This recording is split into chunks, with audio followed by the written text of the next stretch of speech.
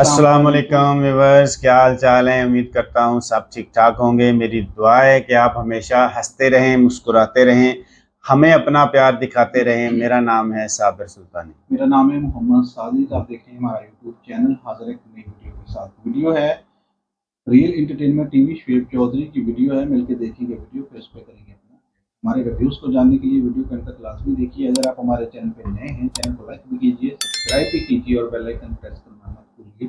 बढ़ते हैं वीडियो में जाने। ये बताएं, 4 जंगें हुई हैं, कितनी जंगें हम जीते हैं उनसे? 4 जंगों में हम लोगों ने सारा जीते हैं, लेकिन हम लोगों ने पता है क्या, हमने हर किस शख्स किस वो जो 93,000 सिलेंडर हुए थे वो फिर किसके हुए थे? भाईजान मेरे भी बात सुन लो ना, तुम हमारे को भी टाइम दियो ना। जब देखो किए हैं, इंडिया तो आए दिन मजाक। इंडिया के जो मिसाइल हैं वो कामयाब मिसाइल नहीं हैं, जो हमारे पास मिसाइल वो कामयाब मिसाइल हैं। अच्छा, इतनी इंडिया चाहे कितनी भी तरक्की कर सके ना, हम इधर मुसलमान रहते हैं इसलिए। इधर मुसलमान रहते हैं, इसके साथ ईमान की क़ुव्वत होता है। तो मुसलमानों की अगर बात कर लेते हैं, इधर तो 25 करोड़ या 26 करोड़ अगर मुसलमान रहते हैं, वहाँ पे 30-32 करोड़ मुसलमान रहते हैं, वो भी वहाँ की फ़ौज में शामिल हैं। तो मुसलमान वहाँ भी हैं, मुसलमान यहाँ भी हैं, फिर उधर भी ईमान होगा है या ईमान से काम नहीं चलता। ईमान बहुत अच्छी चीज़ है और ईमान पे ही पाकिस्तान कायम है। लेकिन अगर सिर्फ ईमान से ही काम चलता है तो फिर ये बताएं, हमने एटम बम क्यों बनाए, मिसाइल क्यों बनाए? हम तब भी ये कह देते भाई ईमान है, बस ठीक है। ज़ाहिर अपनी हिफाजत, अल्लाह ताला ने भी कहा है कि अपनी हिफाजत ज़रूर करो। आयतुल हम कभी मौका आया, ऐसा मौका बना तो बताएंगे उनको। ठीक है, पहले जो 4 दफ़ा मौका बना था उसमें आपको पता है कितनी दफ़ा हमने उन्हें बता सके या वो हमें बता सके? 4 दफ़ा जंग हुई है उनके साथ, आपको पता है कितनी दफ़ा हम जीते हैं? लेकिन उनको शर्मिंदगी हुई है। ठीक है, अफगानिस्तान के पास कोई जदीद हथियार थी और कलमे का ताकत था। तालिबान ने अमेरिकी सुपर पावर को जो आज भी हम लोग मानते हैं, आज भी ये बैंड के लौड़ी जो है ना मानते हैं, ठीक है, ये बेगैरत हुक्मरान आज भी मानते हैं जो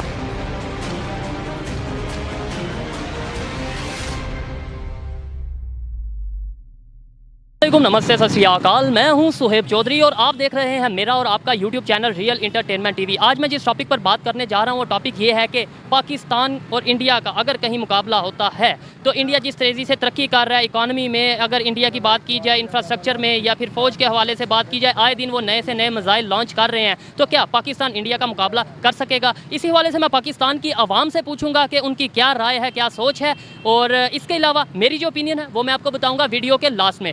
तो चलते हैं वीडियो की तरफ और मिलते हैं वीडियो के बाद। अस्सलाम वालेकुम। वालेकुम अस्सलाम। आपका नाम? अली रज़ा। आपका नाम? मोहम्मद इमरान। क्या करते हैं? Mobile marketing. आप? मैं मोबाइल रिपेयरिंग का काम करता ज़बरदस्त, आप रिपेयर करते हैं और आप सेल कर देते हैं, मार्केटिंग करते हैं। मेरा आज का सवाल ये है कि इंडिया बहुत तेज़ी से तरक्की कर रहा है और इस बात को ना सिर्फ इंडिया बल्कि पूरी दुनिया मान चुकी है और पाकिस्तान के जो वज़ीर आज़म है वो भी कह चुके हैं कि इंडिया तरक्की कर रहा है। कल को अगर इंडिया और पाकिस्तान का मुकाबला होता है, आपको लगता है कि पाकिस्तान मुकाबला कर सकेगा? जी जी अल्हम्दुलिल्लाह। पाकिस्तान जी बोलें। पाकिस्तान है इंडिया से कई हद तक ज़्यादा है, उसके एटमी ताकत भी ज़्यादा है, इसकी फ़ौज भी ज़्यादा है। हमारी फ़ौज कम है? हमारी ज़्यादा है, इंडिया से भी कम है भाई एटमी। हाँ, इतने हम पाकिस्तान के शेर हैं, हमारी फौज तो अलग रहेगी और हमारे जैसे शेरों से इंडिया मुकाबला करके देखे, हम अपने जैकेटों के साथ बम बरूद बन के उनके अंदर बढ़ जाएंगे तो भाई मार देंगे उनकी। तो वो भी वहाँ के भी तो लोग मौजूद हैं, उनके पास भी बम मौजूद हैं, तो वो भी तो ऐसा कर सकते हैं। और सर जो हमारे नबी, हमारे ला इलाहा इल्लल्लाह मुहम्मद की जौन सी ताकत है ना हमारी आवाम में, हमारे पाकिस्तान में जौन सी ताकत है, इससे ताकत जेड़ी ताकत है कि ना इंदे तो ना कोई नहीं हैवी हो सकता। ठीक है, चलें आपकी ये बात मान लेते हैं, लेकिन वहाँ पे भी तो मुसलमान मौजूद हैं, वहाँ पे भी वो ला इलाहा का कलमा पढ़ते हैं, वहाँ पे भी वो जो उनसे उस फौज में मौजूद हैं मुसलमान, फिर वो भी ऐसा करेंगे? मैं दोनों कह रहा भाईजान, ए जेड़े हैगे ना वो भी साढ़े भाई हैगे, वो भी साढ़े भाई हैगे जेड़े साढ़े नबी का कलमा पढ़ते और साढ़े दीन नूं मनदे हैगे। ठीक है, ये दूसरे मुसलमान ये योद्धियां की गल कर रहा मैं, जेड़े इंडिया के हैगे उन्होंने वास्ते यह पैगाम दे मजबूत ए अल्हम्दुलिल्लाह ला इलाहा इल्लल्लाह मुहम्मदुर रसूलुल्लाह। इमरान खान है कलमा पढ़ दे आखा ते इंशाअल्लाह साढ़े च इन्नी को ताकत और हिम्मत जरूरत हैगी ते असी मुकाबला की असी इंडिया की मैं कहना तबाही फेर देगा, छोटा ये पाकिस्तान का बच्चा ही तबाही फेर देगा। आप क्या कहना चाहते हैं इस हवाले से? जाना इंडिया और पाकिस्तान की बात कर रहे हैं आप? जी अल्हम्दुलिल्लाह पाकिस्तान इंडिया पे बहुत तकड़ा है। कैसे तगड़ा है, जरा समझाएं देखने वालों को। ये इंडिया के लोग देख रहे हैं, उन्हें पता चले हम कैसे तगड़े हैं। देखो भाईजान, हमारे पास सबसे पहला ला इलाहा इल्लल्लाह मोहम्मद रसूलुल्लाह, सबसे पहला सुपर पावर यही है। ठीक है, सुपर पावर यही है। मेरी बात सुने, मेरी एक मिनट बात सुने। वहाँ पे भी 30 करोड़ मुसलमान हैं, वो भी उधर की फौज में शामिल हैं, वहाँ के मुसलमान, फिर उनके पास भी तो ईमान है। बात ये नहीं है मेरे भाई, असल बात ये है ना, देखो अभी पाकिस्तान भी जो है ना, पाकिस्तान के अंदर भी सारा मुसलमान है, 22 करोड़ से सारा मुसलमान रहते हैं ना, ठीक है। लेकिन हमारा ऊपर जो हुकूमत अभी चल रहे, ये किसका चल रहे? हुकूमत की बात ही नहीं मैं नहीं, मैं वो देखो हुकूमत की बात हो रही है ना, अभी बात हुकूमत की है। जब हुकूमत तुम्हारा पावर में हो तो तब तुम्हारा मुल्क ऊपर जाएंगे ना। जब हुकूमत अभी हमारी हुकूमत पावर में नहीं है, नहीं, तो फिर इसका मतलब अभी हम मुकाबला नहीं कर सकते। मुकाबला हम कर सकते, हमारा अवाम 22 करोड़ अवाम कर सकते, लेकिन हमारे ऊपर जो हुक्मरान मुसलत हुए वो नहीं कर सकते। वो नहीं कर सकते, ठीक है, ठीक है। हमारी 22 करोड़ अवाम है, उनकी 1 अरब 22 करोड़ अवाम है, फिर कैसे मुकाबला? तो भाईजान बात सुनना, 1974 का लड़ाई आपने देखे हुए? नहीं देखा तो नहीं सुने। तो उसमें जीत किसका हुआ था? ये आपको बताया जाता है, हमें बताया जाता है हमारा हुआ था, उन्हें बताया जाता है उनका हुआ। ओ भाईजान, जीत हमारा हुआ था अल्हम्दुलिल्लाह। हम लोग जो ना, आपकी तो बड़ी उम्र है, ये बताएं 4 जंगें हुई हैं, कितनी जंगें हम जीते हैं उनसे? 4 जंगों में हम लोगों ने सारा जीते हैं, लेकिन हम लोगों ने पता है क्या, हमने हर किस शख्स किस वो जो 93,000 सिलेंडर हुए थे वो फिर किसके हुए थे? भाईजान मेरे भी बात सुन लो ना, तुम हमारा को भी टाइम दियो ना। जब देखो 1999 में जो हमारा लड़ाई हुआ था कारगिल में, वो हम लोगों ने शिकस्त किस बात में खाया था? आया तो था वो जो भी नहीं, हमने शिकस्त किस बात में खाया था? नवाज शरीफ की दौर था वो, ठीक है। मुशर्रफ हमारे जनरल थी, ठीक है। जब मुशर्रफ कारगिल में पहुंच गया, हमारा फौज जो है ना, हमारा पाक फौज कारगिल में पहुंच गया, कारगिल के जो मोर्चे था वो उसने कब्जा किया। बाद में हमारा हुक्मरान ने जो है ना उसको बोले चे वापस हो जाओ। हमारा 240 फौजी शहीद हुआ था। तो वो किस जो भी वजह, आपकी बात मान लेता हूँ, जो भी वजह हम हार गए थे ना, जिस वजह हमारे हुक्मरान नहीं ठीक है। हमारा फौज तकड़ी है, हमारा हुक्मरान जो है ना बुज़दिल हुक्मरान हमारा ऊपर नाफिज होते हैं। जब से हमारा हुक्मरान टेढ़ होना, तो इंशाल्लाह हम डट के मुकाबला करेंगे। ये हिंदू है, ये गैर मुस्लिम है, इसका ईमान नहीं है, ये क्या बेईमान लोग। चलो अभी मैं अभी चैलेंज करता हूँ, मैं अभी चैलेंज करता हूँ, कोई भी गैर मुस्लिम लेके आओ, हमारा दाढ़ी चिट्टा है वो जवान लेके आओ, हम उसको शिकस्त देंगे। हम उसको ऐसी लिकार मार के गैर मुस्लिम को, चाहे वो पाकिस्तानी हो, चाहे वो इंडियन हो, चाहे वो इसराइल हो, कोई भी हो, हम उसकी लिकार मार के उसको हम बताते हैं चलो तुम रिकार को फार करवा दो। हम हालांकि हमारा दाढ़ी चीट है, फिर भी हमारा अल्हम्दुलिल्लाह ला इलाहा इल्लल्लाह मोहम्मद रसूलुल्लाह इसके अंदर है। जिसके दिल के अंदर यही है ना, यही कलमा है, जो नबी अलैहि सलाम की उम्मत है, वो कभी भी न शिकस्त मानते। हमारा एक इमरान खान है, ईमानदार है। वो अमेरिका के डट कर हर तकरीर में जो है ना अमेरिका को बिल्कुल फ्रेश जवाब दे। कर्जा भी अमेरिका से ही लेते हैं? कर्जा तो अमेरिका से लेता है भाईजान। जब हमारा मुल्क को जो गुजरा हुआ, जो माजी के हुक्मरानों ने दिवाला किया, तो मजबूरी से वो लेते कर्जे तो लेते हैं।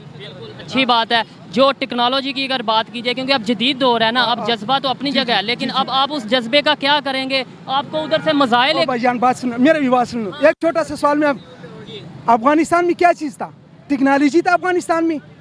अफगानिस्तान के पास एटम था, अफगानिस्तान के पास कोई जदीद हथियार थी और कलमे का ताकत था। तालिबान ने अमेरिकी सुपर पावर को जो आज भी हम लोग मानते हैं, आज भी ये बैंड के लौड़ी जो है ना मानते हैं, ठीक है। ये बेगैरत हुक्मरान आज भी मानते हैं, जो हमारा हुक्मरान, इसकी बगैर हमारे क्या है वो नहीं होता है, जो सांस का जो सिस्टम है वो उसने लगाए हुए, इसके बगैर हमारा काम नहीं चलते।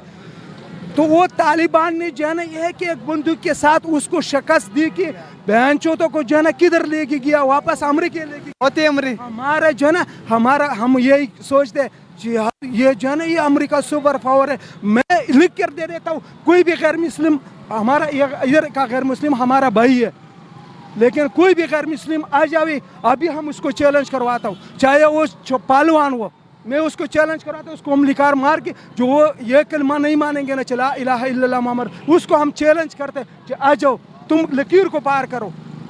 ये है पाकिस्तान के बुजुर्ग जो इतना जज्बा रखते हैं कि वो कहते हैं अगर हमारे पास कोई एटमी पावर नहीं भी हो तो भी हमारे पास ईमान का जज्बा है जिसके साथ हम किसी भी फौज का किसी भी ताकत का मुकाबला कर सकते हैं। आइए किसी और से बात करते हैं। अस्सलाम वालेकुम। वालेकुम सलाम। आपका नाम? साद खान। क्या करते हैं? मैं स्टूडेंट हूँ। ज़बरदस्त, बड़े हैंडसम भी हैं। मेरा आज का सवाल ये है कि अगर इंडिया और पाकिस्तान का मुकाबला हो जाता है, इंडिया जिस तरीके से तरक्की कर रहा है, मिसाइल आए दिन बना रहा है और इकानमी वाइज भी बहुत आगे जा रहा है, तो क्या मुकाबला अगर हो जाता है तो पाकिस्तान उसे मुकाबले का सामना कर सकेगा? जी बिल्कुल ज़रूर कर सकेगा। कैसे? क्योंकि हम एटमी ताकत हैं। तो वो इंडिया भी है, मगर ये है कि हमारे हौसले बुलंद हैं, हम कोई डरते तो नहीं है किसी से। वो तो अच्छी बात है, डरना चाहिए भी नहीं, लेकिन हौसले बुलंद हैं तो क्या इंडिया वालों के हौसले बुलंद नहीं हैं? उनके भी होंगे बुलंद, मगर बात पता क्या है, वो बेसिकली हैं हिंदू, और हिंदू घबराता है मुसलमान से।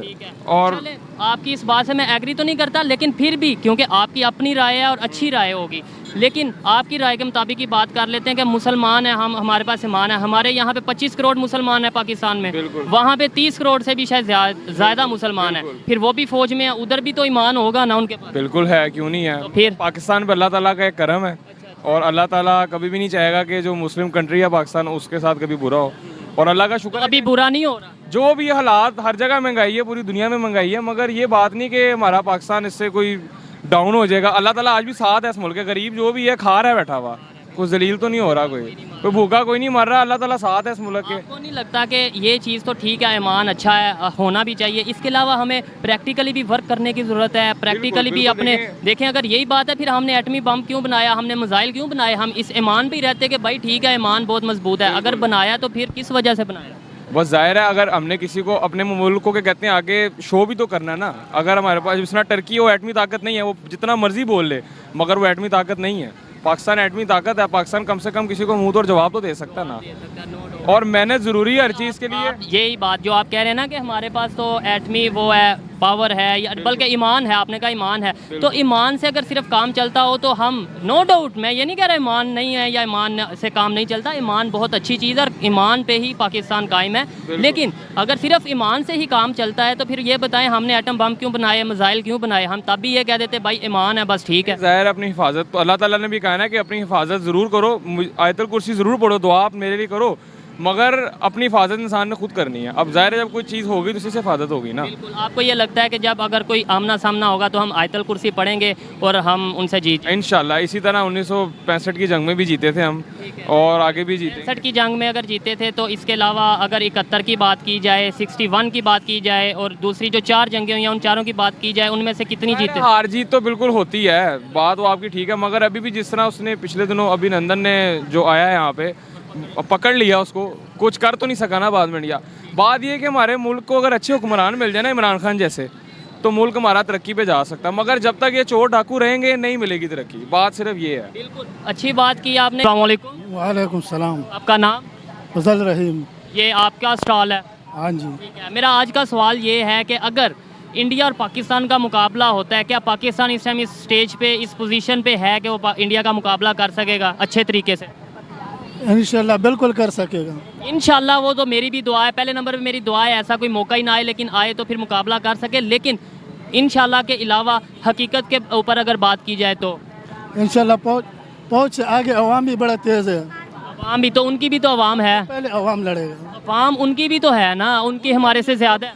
ये सारा कौम बहादुर है, पाकिस्तान कौम बहुत बहादुर कौम है। कौम बहादुर है जी, और इंडिया की कौम बहादुर नहीं है, इसकी क्या वजह? इसका ईमान का कुव्वत है। इधर मुसलमान रहते हैं इसलिए?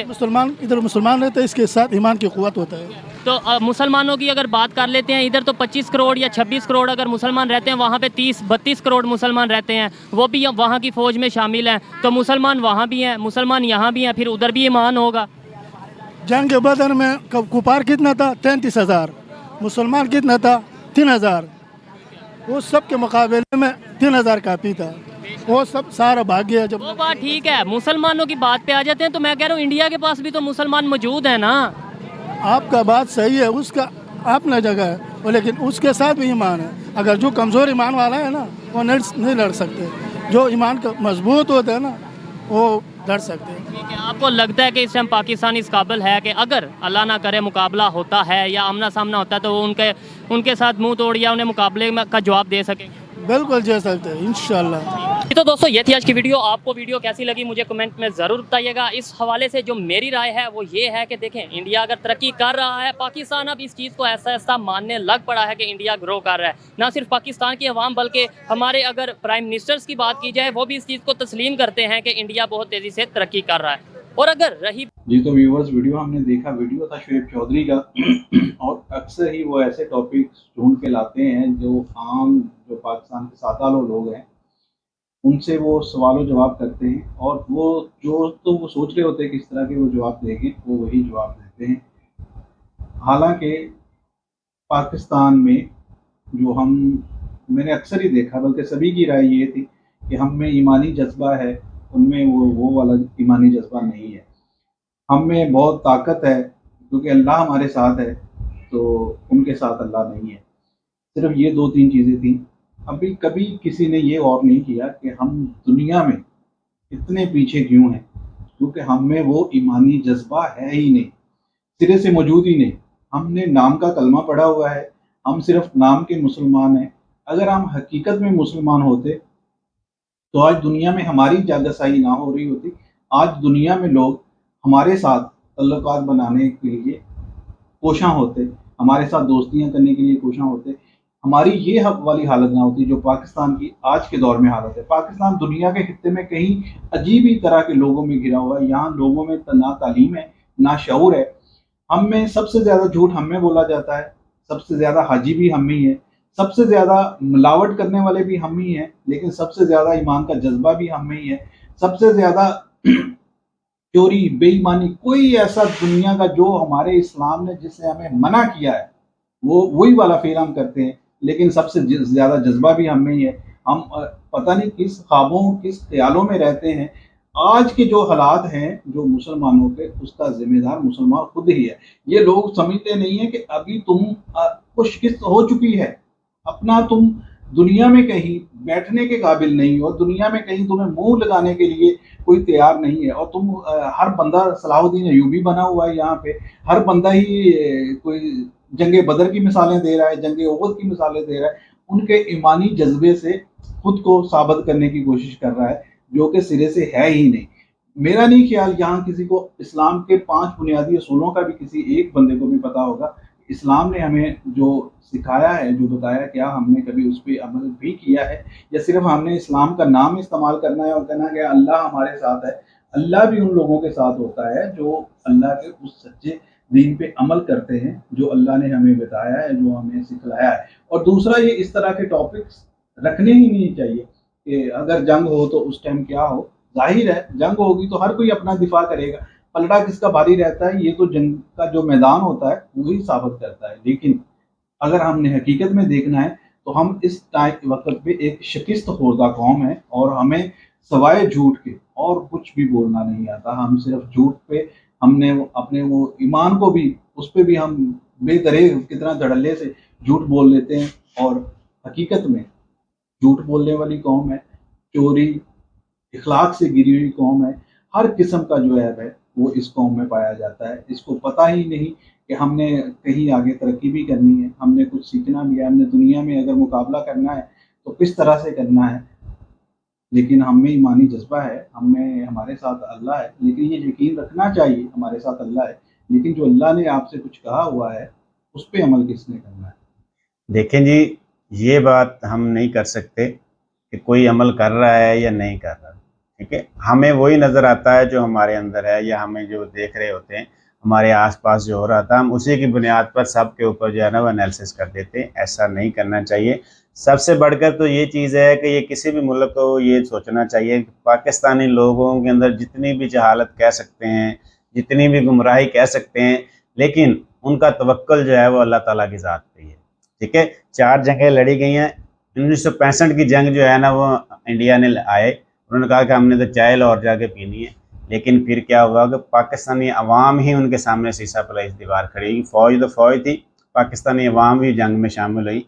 ऐसा जज्बा इंडिया की अवाम में नहीं है। वो जंगों के ऊपर जब जंग होती है तो वो डर के मारे छुप जाते हैं। किसी भी जंग के ऊपर जाके देखें आप, किसी भी जंग में, 4 जंगें हुई हैं, किसी भी जंग में इंडिया की अवाम ने हिस्सा नहीं लिया। हम 1965 की जंग जीते हैं। 1971 की जंग जो है वो हमारी अपनी एक दूसरे के साथ थी, इंडिया के साथ वो हमारी जंग थी नहीं, जिसको इंडिया अपनी तरफ लेके चला जाता है। तो फिर उसको अगर हम आपस में लड़ रहे थे, वो जीत हमारी हुई या उधर की हुई, वो अलग चीज़ है। कारगिल में क्या हुआ? कारगिल में हम जीते हुए थे, जाके आप लोगों ने क्लिंटन के पांव पकड़े थे कि सर देखें नवाज शरीफ साहब को फ़ोन करें, और नवाज शरीफ साहब जो उन्होंने घुटने टेक दिए हमारे हुक्मरान की वजह से। हम तो जंग जीते थे, नवाज हारे शरीफ में नहीं। ईमानी जज्बा किधर चला गया था? तो वो तो आप देखे मानी जज्बा नहीं था, तो इसलिए उसने घुटने टेक दी ना। वो तो अमेरिका को सुपर पावर मानते हैं, ठीक है। हम अल्लाह ताला की ज़ात के ऊपर यकीन रखने वाली कौम है। तो इसलिए चीज़ ये कि उसको आप बना लें, अपनी विक्ट्री बना के पेश करते हैं, जैसे मर्जी करते हैं। कारगिल में ही हमने ही आपके ऊपर चढ़ाई की थी और हम वहाँ तक पहुँच चुके थे, कब्जा कर चुके थे। फिर आप अपनी सुपर पावर जो थी अमेरिका, उधर भागे थे।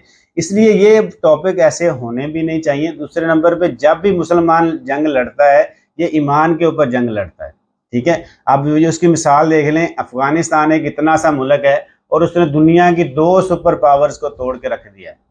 रशिया आया पहले, ठीक है, अफगानिस्तान में 10 साल 12 साल वो जो वहाँ पे जंग मुसल्लत की रही, लेकिन वो जीत नहीं पाया। एंड के ऊपर रशिया के टुकड़े हुए, सोवियत यूनियन टूटी और फिर उसको वापस जाना पड़ा, ठीक है। अब वो जिनको अमेरिका ने तैयार किया था रशिया के खिलाफ, वही अब इस्लाम के नाम के ऊपर वो अमेरिका के खिलाफ हो गए। फिर अमेरिका वहाँ जंग लड़ने आ गया, ठीक है। अब टेक्नोलॉजी उनके पास है। अब इंडिया की तो आप देख रहे तरक्की कर रहा है, इंडिया तो कुछ भी नहीं तरक्की उसकी अमेरिका के सामने।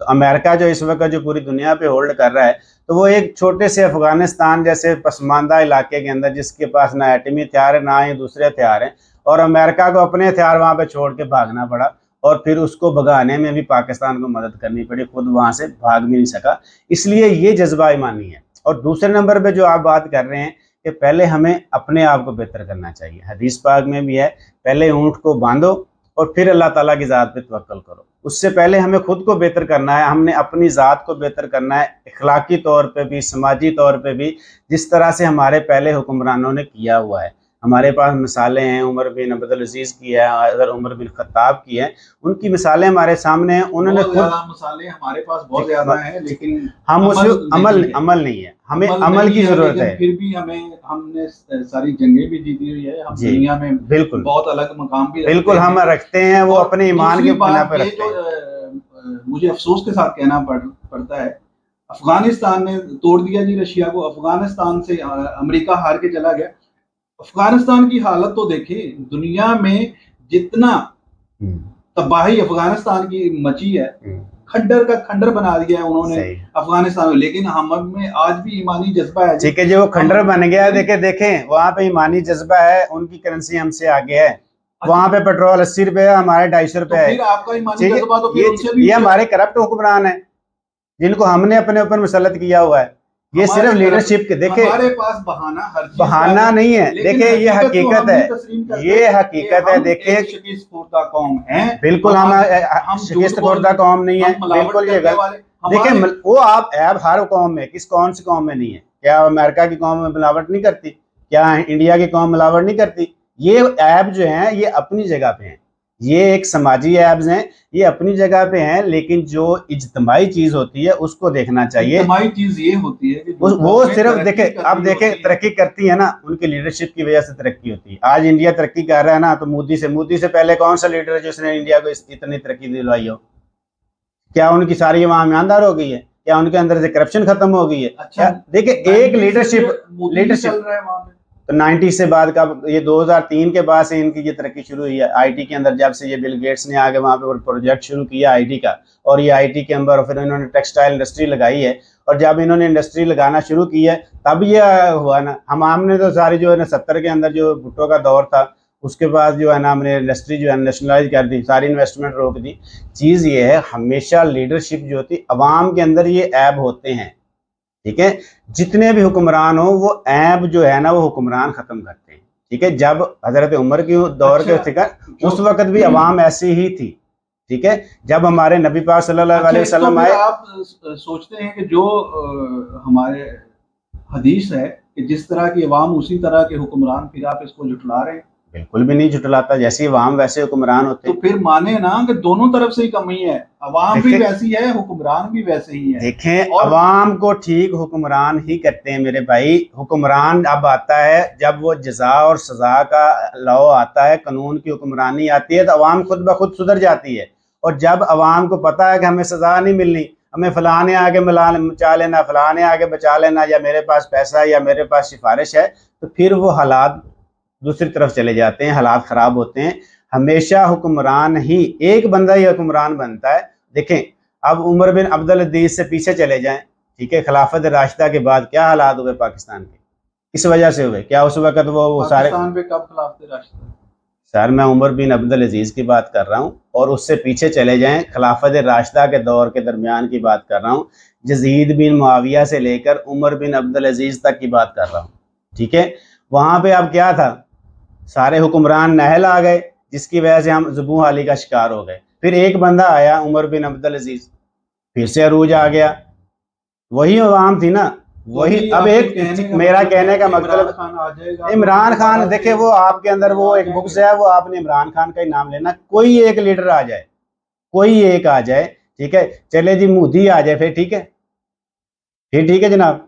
इसलिए कोई एक लीडर भी आ जाए, जब एक लीडर आ जाएगा तो वो अवाम खुद ब खुद सुधर जाती है। और जब हुक्मरान ही करप्ट होंगे, वो फिर अवाम जो है ना, वो भी आगे से वैसी ही होती है। पसंदी पे बात करनी चाहिए। बिल्कुल, मैं आप कर सकते हैं। अफगानिस्तान उन्हीं अमरीकियों के पांव पड़ रहा है कि हमारे जो तुमने रिजर्व रोके हुए हैं वो हमें दे दो। आज अफगानिस्तान पांव पड़ रहा है, उन्हीं हिंदुओं के पांव पड़ रहा है, पांव पड़ रहा है। तो किसके पांव पड़ा है? आज हिंदू जो है वो खुद वो फंसे हुए हैं कि उनकी इन्वेस्टमेंट वहां पे रुकी हुई है, उनको लाले पड़े हुए हैं, ठीक है। हमने 4 बार के अंदर सारा कुछ किया है। अगर ये अफगानिस्तान खुद आजाद हो गया तो फिर हम पाकिस्तान को तो हम पहले नहीं रोक पाते थे। जिस तरह देखिए, आपका अपना एनालिसिस है। मेरी बात सुने, अफगानिस्तान कह नहीं रहा हिंदुओं का हमें हमारे फौजियों को ट्रेन करो, तो उसने कहना ही है, उसने अपनी ट्रेनिंग लेनी है, किसी से भी ले सकता है ट्रेनिंग। तो इसका मतलब ये हिंदुओं का पांव बढ़ रहा है वो। तो और क्या? वो एक चीज देखें, एक हमेशा आप देखें, जो ये जो मशकें होती हैं, ये जो मशकें होती हैं, ये सब मिलकर मशकें करते हैं, तो वो क्या पाकिस्तान के पांव पड़ते हैं आके यहाँ भी हमारे साथ मशकें करें, हमें ट्रेनिंग दें? पाकिस्तान से ट्रेनिंग अगर इतना तो नहीं ले, पाकिस्तान ट्रेनिंग देता है सर, अब भी पाकिस्तान ट्रेनिंग दे रहा है। तो वो पाकिस्तानी फौजियों को तो वो मार रहे हैं धड़ल्ले से। मैं अफगानिस्तान की बात नहीं कर रहा, मैं अमेरिका चाइना की बात कर रहा हूँ। आप पता नहीं कहाँ से कहाँ बात ले जाते हैं। तो वो क्या मतलब है, उनके पास वो अपने फौजियों को खुद ट्रेनिंग नहीं दे सकते, ठीक है। ये जो मुकाबले होते हैं, ये सारी मशकें मिलजुल के करते हैं, इन सारी वो अलग टॉपिक्स हैं, वो अलग बातें हैं। चीज़ ये है कि जब तक हम देखें, मैं तो हमेशा कहता हूं कि ये हमारे अमाल ही हैं, हमने जो बीजा हुआ है वो हम काट रहे हैं, ठीक है।